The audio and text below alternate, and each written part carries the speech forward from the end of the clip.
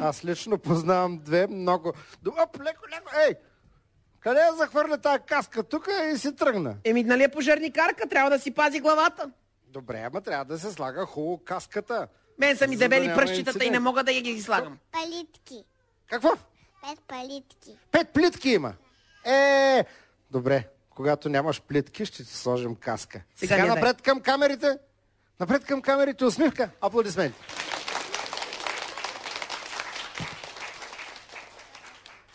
Я да видим как скачат пожарникарите.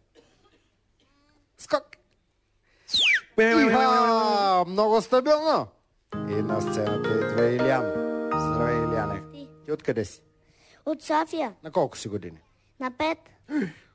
Много си пораснал висок. Какво едеш? Риба. Кой те доведе днес тук? Я да видим, да ми помаха с ръчичка. Това кой е? Мама.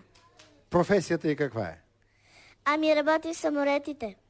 Какво прави вътре в самолетите нещо, чувърка? Не знам, защото аз не съм ходил при нея. Аха, не е ли разказвала, като се върне от полет, примерно, какво прави, или да не е механик? Не знам, може би. Може би е механик. Поправя самолети. Да. Или лети. Не знам, моля ти. Не знаеш дали лети, дали не. Няма значение. Знаеш ли какво ще изпълниш сега? Да. Давай, песен или стихче? Аз не знам. Стихче. Стихче! Най-силният глас, който имаш, давам ти микрофона. Ти си звездата сега. Бате, кой е той синьор герой? Резки ми обраче се нарича той. Робство и неволя, беден се роди, но деца израснал, малкият Васил ободрил народа, в мъка и беда, готвил го да тръгне в боя свобода, крили го дебри пещери с кари, пазили го хора, зверове, ори. Ех, братре, расти ми, бързо порасти, на смелостта на Левски да добиеш ти. И ти да добиеш тази смелост на Левски. А всъщност какъв ще станеш, като пораснеш голям? Зоро. Жоро ли? Да, Зоро. Ще си смениш името, няма да се казваш Илян, ще се казваш Жоро. Не се казва Жоро, а Зоро. Какво прави този човек? Не го познава. Той спасява хората. Има си кон. С кон? Да, там бандитите, когато някой закача другите, дет нищо не са направили, и бандитите идват. И после идва Зоро. И той кого спасява? Тези, които закачат хората, бандитите, които... Бандитите... Спасява бандитите?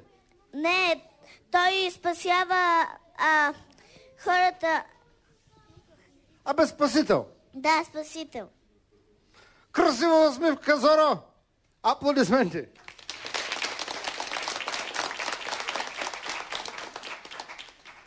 И на сцената идва Сашо. Ала така, Сашо. Ей, че хубави дънки имаш. Много си елегантен. Откъде си ти? От Варна. Как го усети, че от Варна веднага му сложи шапка за плажа? От Мексико. На колко си години? На 4. Кой те доведе? Я да видим, да ми помаха с ръчичка. Здрасти, това са твоите родители? Да. Какво работи майка ти? Шивачка. А баща ти? Продава парфюми. Чеко. Един се грижи за дрехите, другия за приятната миризма около тях. А кой е по-главен от двамата? Кой командва вкъщи? Мама. Много рядко нещо. Обикновено мъжете командват. Но... И какви команди издава? Внимавай с кантара. Какво? Внимавай с кантара, внимавай с стирката, внимавай с кофата да ни разлиш водата. Каква е тази кофа, каква е тази вода? Нали е шивачка? Чакай да ти махна шапката, да ти виждам по-добре. На кофата стирката като мия. А, стирката? Ти ли миеш пода вкъщи? Да. Много добре. Помагаш в домакинската работа, браво на тебе. Да чуем твоето изпълнение. Цяла Варна сега те гледа Добрич, Силистра, надолу до Бургас. Цяла България, че даже и в чужбина. Песни или стихче? Над гора сняг вали. Чакай, това не е силен глас. Трябва силен глас като певец. Над гора сняг вали, зайко гърло го боли. Много добре. Давам ти микрофона на пианото е Пламен, музикален педагог в нашето училище за деца до 7 години. Ти си. На гора сняг вали, леко гърло го боли и лежи сега в леглото, нека да лежи, защото вчера както си играл, цяла жепа сняг изял. Вчера както си играл, цяла жепа сняг изял. Много верно бе, нали? Пламене, да. Какъв ще станеш, като пораснеш голям? Певиц. Певец, ами разбира се, нормално е. Като пееш толкова верно. Имаш ли любим певец? Да. Кой ти е любимия певец? Емо. Емо? Да. Не го познавам той. Кой е той Емо? Къде пее? Детската градина. А от детската градина! Да ме поканеш някой път да го чуя как пее твоя любим певец. Добре. Красива усмивка към камерите! Бъдещия шампион!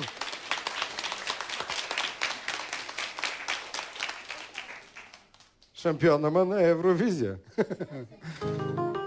И на сцената идва една малка фея. Ти се казваш Сара. Защо си скрил от Сара? Защото съм фея. Еми, така и предположих. На колко си години сега? На 4. Я да видя кой те доведе тук, да ми помаха с ръчичка. Там мама, виж къде ти маха. Помаха и ти с ръка. Тя какво работи? Флячо. В рачо ли? В радио. А, радио! Какво прави там? Говори. Какво говори? Чакай, махни го това нещо. Една клечка да Бе, има... махай тая клечка. Чакай малко за майката, говорим сега. Клечка. А какво говори майка ти по радиото?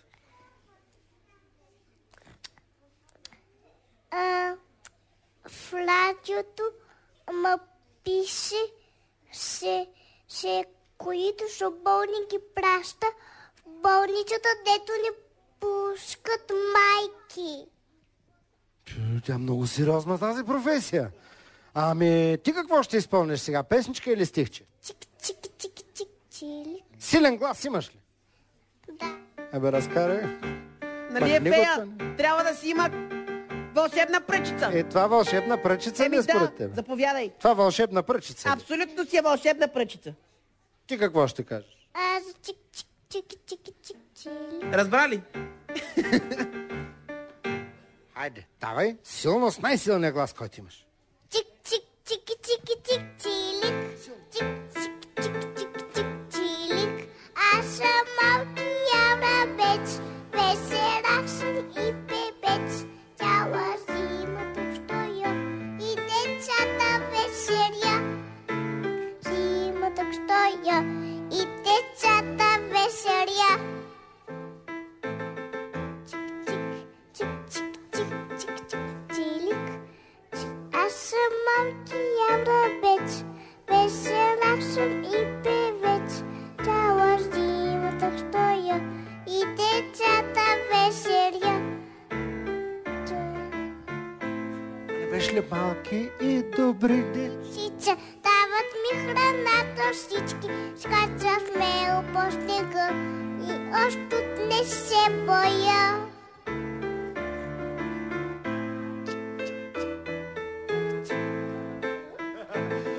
Днес майките са много артистични. Как трябваше да го изпее? Добре. Какво ще станеш ти, като пораснеш голяма? Принцеса. Как се става принцеса?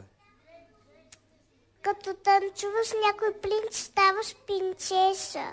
О, а къде ще намериш принц? Ами, Ето ме. Не, ето го, тук. Този казва, че бил принц. Аз съм принц.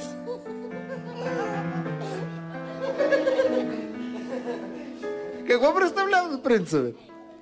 Такъв като мен. Жълт на зелени точки. Какво? Красива усмивка, принцесо! Аплодисменти!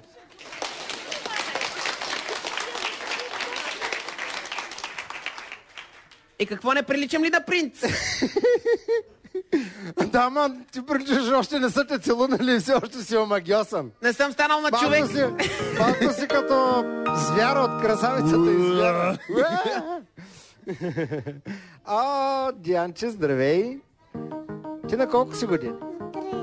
На 3 години. Откъде си? От Самоков. Силно говори, че. Самоков. От Самоков. Облечена си с народна носия. Дай да ти държа ръчичката. Страх ли ти е тук на сцената? Няма страшно. Стъпи спокойно. Удари с крак. Така. Ти ще пееш сигурно народна песен. Леле Свашки. Леле Свашки, чакай малко да ти питам. С кого дойде днес тук? С тати и мами и с баба и Зоичи. О, вие сте голяма компания. Я да видя. О, баща ти! Подготвил се с една тамбура.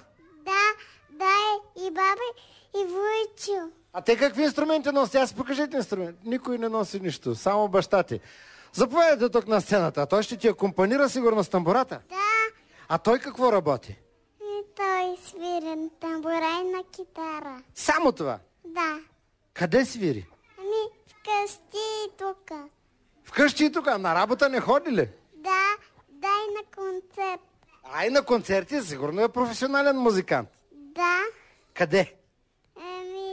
Вкъщи музикант е, щото вкъщи тати само свири тук и баба прави и има си телефони вкъщи и вере номер.